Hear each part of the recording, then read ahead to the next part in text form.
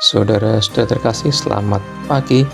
Selamat berjumpa kembali dalam Renungan Pagi Mendoan, menyatu dalam doa dan renungan dari Katedral Kristus Raja Purwokerto, hari Sabtu 31 Agustus 2024 bersama dengan saya, Romo Martinus Ngalan.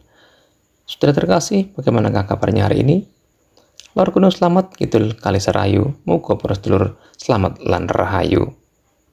Saudara terkasih, Injil Tuhan hari ini dari Matius 25:14 sampai dengan 30.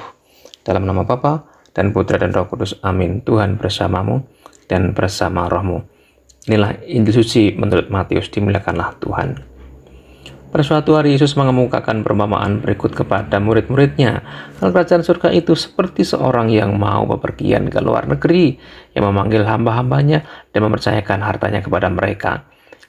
Yang seorang diberinya 5 talenta, yang seorang lagi 2, dan seorang yang lain lagi 1, masing-masing menurut kemampuannya.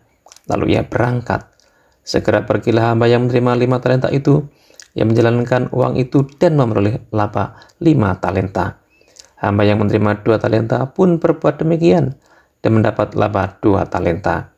Tetapi hamba yang menerima 1 talenta itu pergi dan menggali lubang di tanah, lalu menyembunyikan uang tuannya. Lama kemudian pulanglah tuan hamba-hamba itu, lalu mengadakan perhitungan dengan mereka.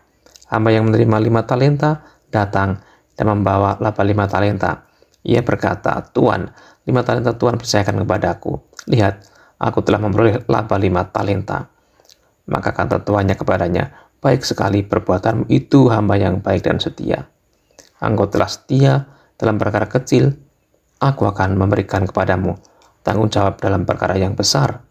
Masuklah dan turutlah dalam kebahagiaan Tuanmu." Lalu datanglah hamba yang menerima 2 talenta, katanya, "Tuan, 2 talenta Tuhan percayakan kepada aku. Lihat, aku telah mendapat laba 2 talenta." Maka kata Tuhan itu kepadanya, "Baik sekali perbuatanmu, hamba yang baik dan setia. Karena engkau telah setia memikul tanggung jawab dalam perkara kecil, maka aku akan memberikan kepadamu tanggung jawab dalam perkara yang besar. Masuklah dan turutlah dalam kebahagiaan Tuanmu." Kini datang juga hamba yang menerima 1 talenta dan berkata, "Tuan, aku tahu bahwa Tuhan adalah manusia kejam, yang menuai di tempat Tuhan tidak menabur dan memungut di tempat Tuhan tidak menanam.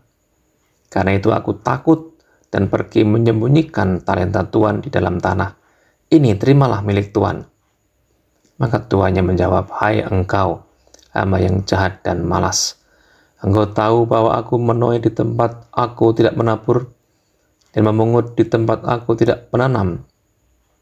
Seharusnya uangku itu kau berikan kepada orang yang menjalankan uang, supaya sekembaliku aku menerima uang itu serta dengan bunganya.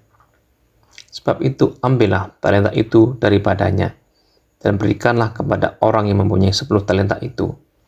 Karena setiap orang yang mempunyai akan diberi sampai ia berkelimpahan, tetapi siapa yang tidak punya, apapun yang ada padanya akan diambil. Dan buanglah hamba yang tidak berguna itu ke dalam kegelapan yang paling gelap. Di sana ada ratap dan kertak gigi." Demikianlah sabda Tuhan, terpujilah Kristus. Saudara-saudara terkasih, Yesus mengajar tentang kerajaan Allah dengan perumpamaan talenta.